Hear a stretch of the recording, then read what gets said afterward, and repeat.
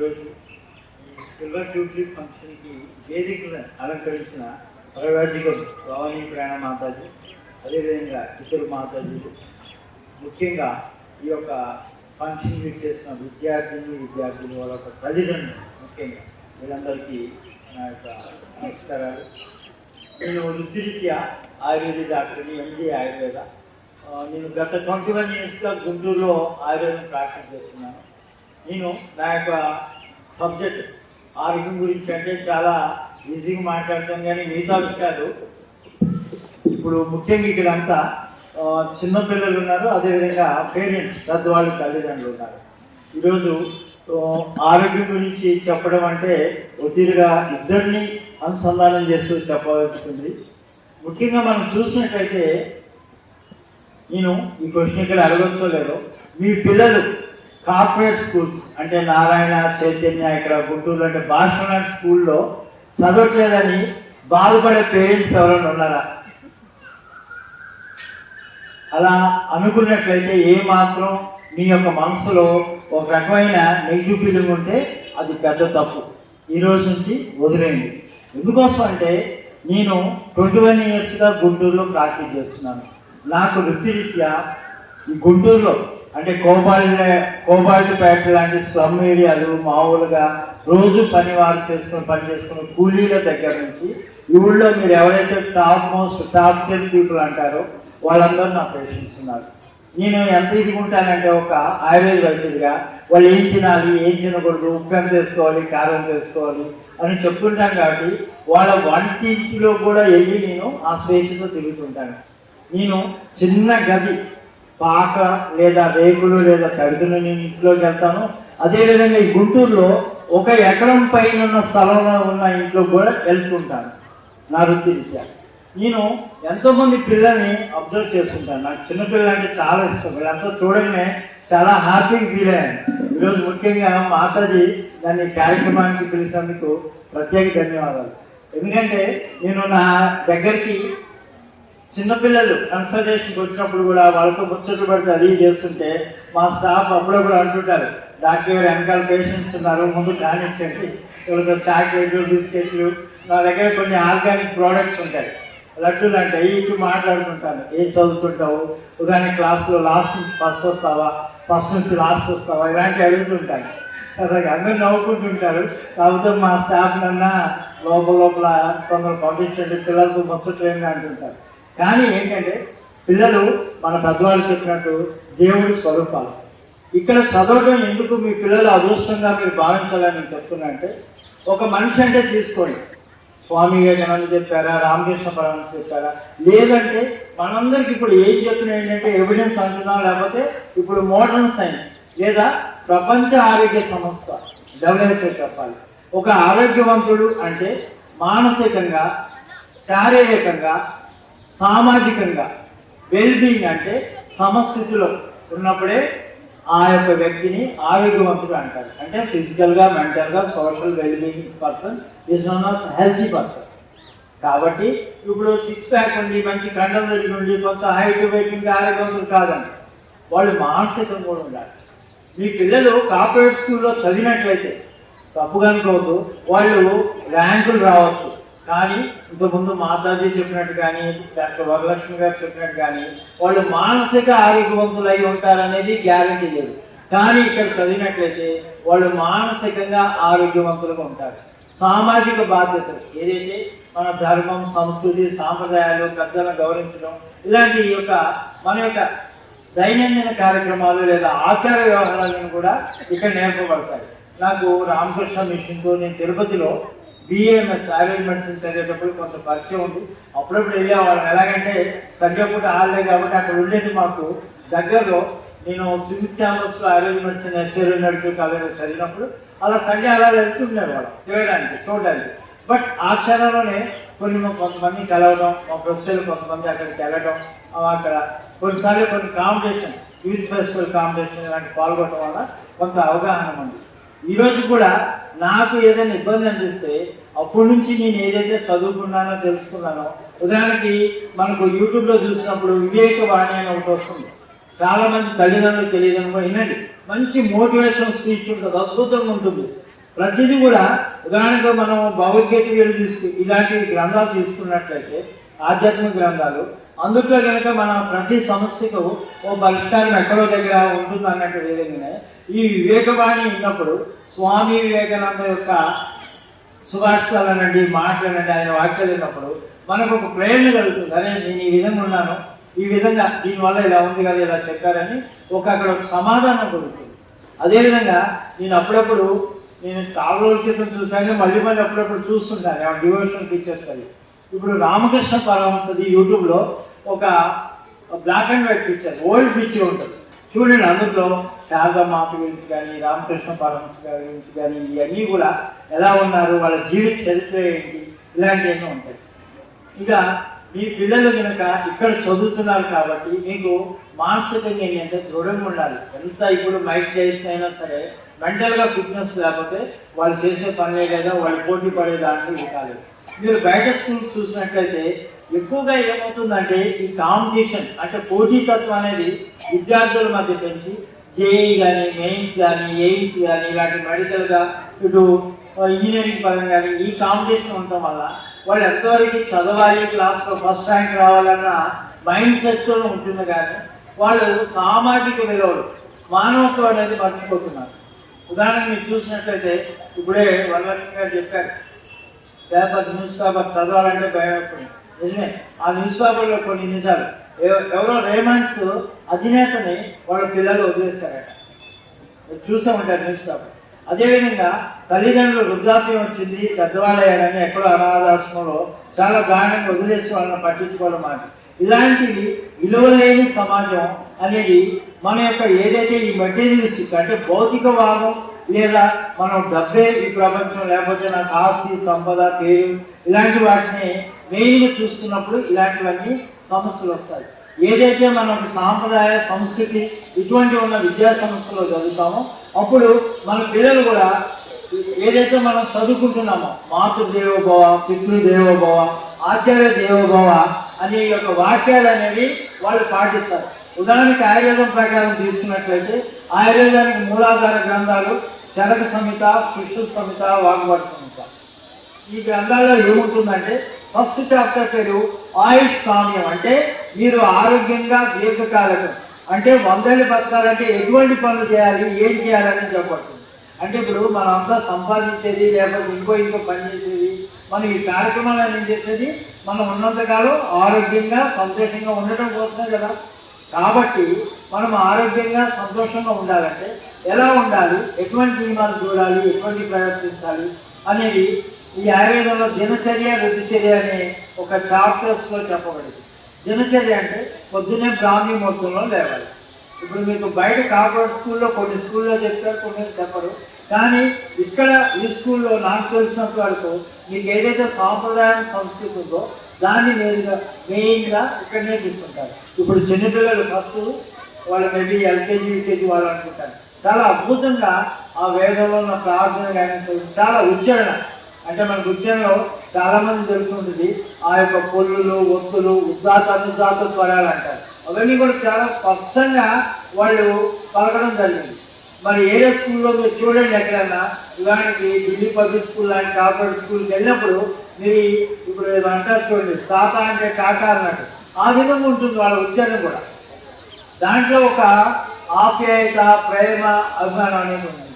So కాబట్టి ఇటువంటి స్కూల్స్లో ఎస్పెషల్లీ ఇలాంటి సనాతన ధర్మం ఇలాంటి పాటించే స్కూల్లో మనకు ఏదైతే మనిషి ఆరోగ్యంగా ఉండాలో మానసికంగా, శారీరకంగా దాని గురించి ముఖ్యంగా నేర్పించడం జరుగుతుంది. ఇప్పుడు మాతాజీ వాళ్ళ స్కూల్ దాంట్లో కానీ వాళ్ళ ప్రోగ్రెస్ రిపోర్ట్లో కానీ నేను విన్నది ఏంటంటే వాళ్ళకి రెగ్యులర్ ఎడ్యుకేషన్ అంటే చదవడం, రాయడం పాటుగా యోగా ఇలాంటి కొన్ని కరాటే, కొన్ని ఇంకా సంగీతము, ఈ యొక్క కొన్ని శ్లోకాలు, భగవద్గీత ఇవన్నీ నేర్పిస్తున్నారు. చాలా అద్భుతమైన విషయం. ఇప్పుడు ఏంటంటే అందరూ మా అబ్బాయికి స్టేట్ ఫస్ట్ వచ్చిందా, స్టేట్ సెకండ్ వచ్చిందా, మెడిసిన్లో సీట్ వచ్చిందా, ఇంజనీరింగ్లో సీట్ వచ్చిందా, ఈ విషయాలు చూసే సమయంలో ఇటువంటి విద్యా విధానం ఉండడం చాలా గొప్ప విధానం. పూర్వకాలంలో గురుకులాల్లో ఇటువంటి విద్యా విధానం ఉండేది. అందుకే అప్పుడు మీకు తెలుసలేదో రాజుగారి కొడుకైనా సరే గురుకులానికి వెళ్ళి గురువుగారి దగ్గర వాళ్ళు కరెక్ట్గా 7 ఏళ్ళు 5 ఏళ్ళు 12 ఏళ్ళు ఆ విద్యాభ్యాసం చేసి ఆ తర్వాత మనకు దేశకామరానికి వెళ్ళేవాళ్ళు. అంటే గురుకులంలో అందరూ మిగతా స్టూడెంట్స్ కలిపి ఒకే విధంగా కూర్చోవడం, చదవడం, తినడం, వీటి వల్ల సమానత్వం కానీ ఇంకోటి కొన్ని సమస్యలు వచ్చినప్పుడు ఇంతకుముందు యూనిటీ గురించి చెప్పారు మేడం గారు. ఈ యూనిటీ అనేది ఎలా ఉంటుంది ఏంటి అనేది కూడా ఇప్పుడు ఉదాహరణకి ఆరోగ్యపరంగా వచ్చినట్లయితే తల్లిదండ్రుల యొక్క బాధ్యత పిల్లల యొక్క ఆరోగ్యంపై చాలా ఉంది. ఎందుకోసం అంటే ఇక్కడున్న టీచర్స్ లేదా మాతాజీ వాళ్ళకి విద్య నేర్పిస్తారు, కొన్ని నైతిక నియమాలు, నైతిక విషయాలు, మోరల్ వాల్యూస్ నేర్పిస్తారు. కానీ ఇంటి దగ్గర మీరు పెట్టే ఆహారం మీ చేతుల్లో ఉంది. ఉదాహరణకి పొద్దున్నే స్కూల్కి ఉదాహరణకి 9 గంటలకు అనుకోండి, మీరు 8:30కి లేపి రెడీ చేసి హడావుడిగా పంపించినట్లయితే మీ పిల్లవాడి ఫ్యూచర్ అనేది చాలా తక్కువగా ఉంటుంది, సక్సెస్ అనేది. అదే అతను పొద్దున్నే బ్రాహ్మీ ముహూర్తం అంటే సూర్యోదయం ముందు, అది 1.5 సమయం చెప్తాము. ఉదాహరణకు మన భారతదేశంలో ఈ ఏరియాలో 5:45 సూర్యోదయం అయితే మీరు దానికన్నా ముందు మీ పిల్లవాడిని కనుక లేపి వాడికి పొద్దున్నే యూరిన్ మోషన్ కాలకృత్యాలు తీసుకొని ఆయుర్వేద శాస్త్రం ప్రకారం ఆరోగ్యం ఉండాలంటే వాళ్ళ అంజలి అంటే దోశలతో సుమారు 6 దోశల నీళ్లు తాగాలి.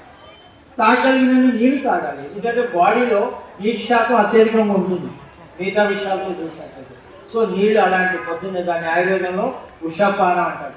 నీళ్లు తాగించి మినిమం శరీరంలో చెమట పట్టే విధంగా మినిమం యోగా కానీ అందరికీ ఈజీగా ఉండేవి.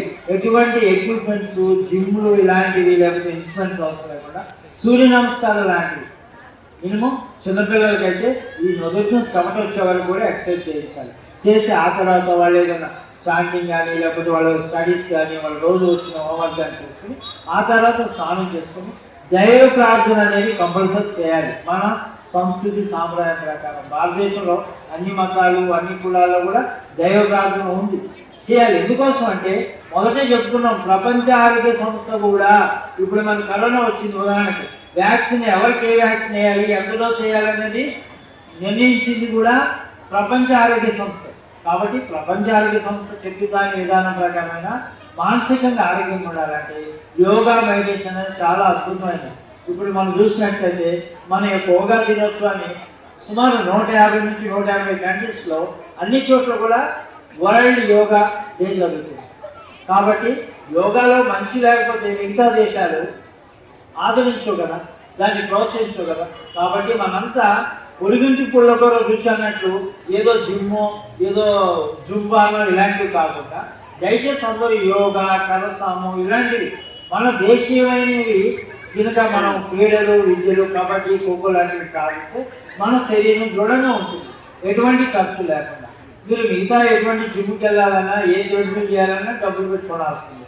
సో కాబట్టి ఇటువంటి ఎక్సర్సైజ్. తర్వాత ఆహార విషయంలో ముఖ్యంగా మీరు మన ఊళ్ళో మన దేశంలో పండే పదార్థాలు పెడితే మనకు జీన్స్కి అవి సాత్మీయం అంటే కంపాటబిలిటీ ఉంటుంది కాబట్టి తొందరగా జీర్ణం అవుతాయి, మన శరీరము మానసిక శారీరక ఆరోగ్యానికి తోడ్పడతాయి. ఉదాహరణకి నేను ఎవరిని ఇక్కడ కించపరచట్లేదు. ఉదాహరణకి డ్రాగన్ ఫ్రూట్స్ ఉంటాయి, ఏదో బ్లడ్ పడుతుంది, ఇమ్యూనిటీ పడుతుంది, లేకపోతే కివీ ఫ్రూట్స్ ఇలాంటివి, ఏదో స్టార్ ఫ్రూట్స్ ఆట ఇలాంటివి కొత్త తింటున్నారు. అవి మన జీన్స్కి కంపాటబిలిటీ ఉన్నవి కాదు. దయచేసి చూడండి. ఉదాహరణకి పుట్టిన పిల్లోడికి, చిన్న పిల్లోడికి తల్లి పాలు ఇస్తే ఏమవుతుంది, చాలా ఆరోగ్యంగా, హ్యాపీగా, మంచిగా బాగా ఎదుగుతాడు. అదే ఎంత మంచిదైనా ఇంకో జంతువు పాలో లేకపోతే ఇంకోటి ఇస్తే ఏమవుతుంది, వాడికి వాంతులు విరేచన అవుతాయి. ఎంత బలవర్ధకమైనదైనా జీడిపప్పు, బాదం పప్పు, పుట్టుమైన పెట్టగలమా, పెట్టలేదు. అదేవిధంగా సో కాబట్టి ఏంటంటే మనకు ఒక జెనెటిక్ కోడ్ అని ఉంటుంది. మన జీన్స్ కొన్ని పదార్థాలకు పాజిటివ్గా రియాక్ట్ అవుతాయి, కొన్ని పదార్థాలకు నెగిటివ్గా రియాక్ట్ అవుతాయి. దీనివల్లే క్యాన్సర్లు, రకరకాల వ్యాధులు, ప్రతి చిన్న విషయానికి కూడా మనకి జలుబు, దగ్గు లాంటివి చేస్తున్నాయి. సో ఫుడ్ విషయానికి వచ్చి మన దేశంలో మన ప్రాంతంలో దొరికే ఆహారము మనకు మన సాంప్రదాయ సంస్కృతి చాలా గొప్పది. ఎందుకంటే ప్రాపర్గా కుక్ చేసిన ఉంటుంది. ఉదాహరణకు మనం పప్పు వండుకున్నామంటే దాన్ని తాలింపు వేస్తాం. తాలింపులో నూనె ఎక్కువ తక్కువ అనే తర్వాత విషయం, కానీ తగుమోదాదులో నూనె అంటే పూర్వకాలంలో నువ్వుల నూనె ఉండేది. ఇప్పుడు palm oil, chemical blended oils, refined oils ఇవన్నీ వస్తున్నాయి. అవన్నీ చాలా దురదృష్టకరం, రకరకాల వ్యాధులకి, కొలెస్ట్రాల్ కూడా కారణమవుతున్నాయి. సో కాబట్టి మీరు గానుగు లాంటివి తీసినవి, ప్రకృతి నుంచి వచ్చే శాశ్వతమైన నూనెలు అంటే వంట నూనె ఇక్కడ వాళ్ళైతే మనంతా వేరుశనగ నూనె లేదా ఆవ నూనె లేకపోతే నువ్వు నూనె లాంటి వాడుతుంటాం. అలాంటివి వాడుకొని కూరలు ఉదాహరణకు తిరుగుమూతలో వేసే పచ్చిశనగపప్పు కానీ ఆవాలు కానీ కరివేపాకు కానీ ఇవన్నీ ఎంతో విలువలు కలుగుంటాయి.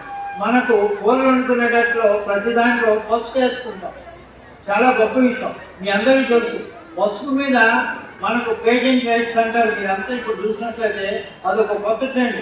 మీ ప్రాపర్టీస్ ఫిజికల్ ఎన్ని ఉన్నా సరే ఈ పేటెంట్ రైట్స్ లేదా ఇంటలెక్చువల్ రైట్స్ అనేవి గొప్ప ఆస్తులు. ఉదాహరణకి ఒకరు గుర్తు ఆస్తులు దాని మీద పేటెంట్ రైట్స్ లేకపోతే ఇలాంటి తీసుకోవడం వల్ల వాళ్ళకి దాని మీద నిరంతరం డబ్బులు వస్తూ ఉంటాయి. ఇప్పుడు ఉదాహరణకి సినిమా వాళ్ళు ఒక సినిమా తీస్తే దాని మీద వాళ్ళకి సర్వ హక్కులు ఉంటాయి. ఇంకోళ్ళు ఆ సినిమాని తెలుగులో నుంచి తమిళ్లోకి ఇలాంటి వాటికి ట్రాన్స్లేట్ చేసుకోవాలంటే దానికి కొంత డబ్బులు కట్టాలి, దాన్ని పేటెంట్ అంటే. సో ఈ పశువు మీద రష్యన్స్ జర్మన్స్ చాలామంది పేటెంట్ తీసుకున్నారు. కానీ దాని పుట్టినీళ్ళైన భారతదేశంలో దాన్ని గొప్ప చూడడం, పసుపు వేసుకుంటే ఏంటి, వేసుకోకపోతే ఏంటి, లేకపోతే ఈ మధ్య కల్తీ వస్తున్నాయని మనం భావిస్తాం. అన్నీ కల్తీ ఉన్నాయి, కల్తీ లేదు ఎక్కడ లేదు. ఉన్న దానిలో మంచి చూసుకోవాలి. ఒకలా పాలు తాగితే కల్తీ అంటారు, ఇంకోళ్ళు అన్నం తింటే కల్తీ అంటారు, ఇంకోళ్ళు పసుపు కల్తీ అంటారు. కాబట్టి వీలైనంత వరకు మనకు దొరికిన వాటిని అందుబాటులో ఉన్న వాటిని మంచిగా చూసుకొని తినాలి. పిల్లలకు దయచేసి కెమికల్ ఫుడ్స్ లేదా ఈ ప్రాసెస్ చేసిన ఫుడ్ పెట్టద్దు. ఎస్పెషల్లీ కుర్కురే, జంక్ ఫుడ్స్ లాంటివి, పిజ్జా, బర్గర్స్, ఈ ఎస్పెషల్లీ ఫాస్ట్ ఫుడ్ కల్చర్. సుమారు ఒక 15-20 ఏళ్ల క్రితం ఈ యొక్క ఫాస్ట్ ఫుడ్ చాలా తక్కువ. ఇప్పుడేంటంటే ఇంట్లో తల్లిదండ్రులు వంట చేసుకునే ఒక సమయం ఉండట్లేదు. సో కాబట్టి పిల్లలకి పొద్దున్న మ్యాగీ, నూడిల్స్ ఇలాంటివి పెడుతున్నారు. ఈ మధ్య టీవీలో కానీ ఎక్కడ న్యూస్లో చేసినా ఇంటెస్టైన్ ఇన్ఫెక్షన్ వచ్చి, ఇంటెస్టైన్ అబ్స్ట్రక్షన్ వచ్చి, పొట్ట నొప్పులు ఇలాంటివి వస్తాయి. మీకు తెలుసో లేదో తప్పుగా భావించద్దు. బాయిలర్ కోడ్ తినే స్త్రీలలో ఎస్పెషల్లీ ఫిమేల్ చైల్డ్స్లో వాళ్ళకి చాలామంది మెన్సెస్ ప్రాబ్లమ్స్ వస్తున్నాయి. పూర్వకాలంలో మన పెద్దవాళ్ళు మాతాజీ లాంటి వీళ్ళందరూ తెలుసు డాక్టర్స్ కాబట్టి 14-16 సంవత్సరాల్లో మెచ్యూర్ అయ్యేవాళ్ళు. ఇప్పుడు ఆ మెచ్యూర్ కావట్లేదు, 10 ఏళ్లకు 12 ఏళ్ళకి అవుతున్నారు. ఎందువల్ల?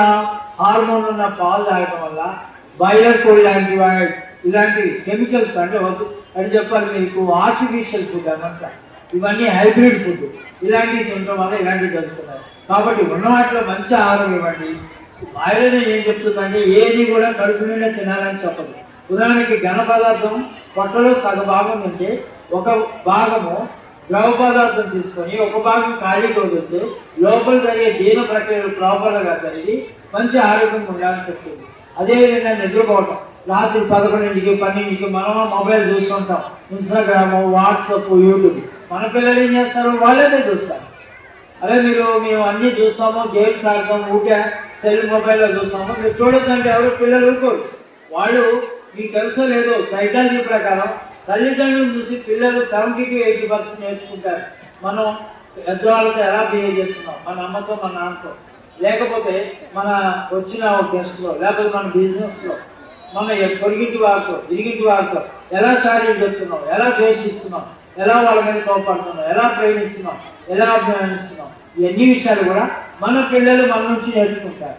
సో కాబట్టి తల్లిదండ్రులు ముఖ్యంగా గమనించవలసింది ఏంటంటే మీరు మీ పిల్లలు ఏం చేస్తున్నారు, ఆఫ్టర్ స్కూల్ ఇంటికి వచ్చి మొబైల్ ఆడుతున్నారా, ఫ్రెండ్స్తో ఎలా ఉన్నారు ఏంటంటే. మీరు చూసినట్లయితే గుంటూరులో ముఖ్యంగా డ్రగ్స్, గంజాయి, ఇలాంటి కొకైన్ లాంటివి కూడా కొత్తగా వచ్చాయి.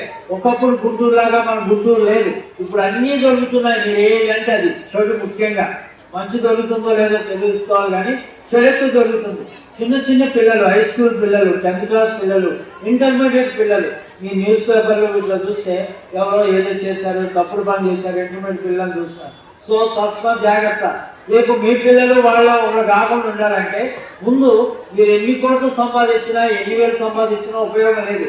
వాడు మంచివాడైతే సక్రమం వెనగిస్తాడు, లేకపోతే వాడు 2-3 రోజుల్లోనే మొత్తం ఖర్చు పెడతాడు. సో కాబట్టి మీరు మీ యొక్క అధ్యాపకులు మీ స్కూల్స్లో రెగ్యులర్గా వచ్చే పేరెంట్స్ మీటింగ్ కంపల్సరీ రాండి. కంపల్సరీ ఇక్కడ ఉండే మాతాజీలు అంటే ఉపాధ్యాయులతో ఎప్పటికప్పుడు కాంటాక్ట్ పెట్టుకొని మీ పిల్లవాళ్ళ స్కూల్లో ఎలా బిహేవ్ చేస్తున్నారు, లేదా మీ ఇంటి దగ్గర ఎలా బిహేవ్ చేస్తున్నారు, ఇవన్నీ 1-2 సార్లు పరిశీలించుకొని ఈ అవకాశం ఇచ్చి మీ అందరికీ మరొకసారి మాతాజీకి ధన్యవాదాలు తెలుపుతూ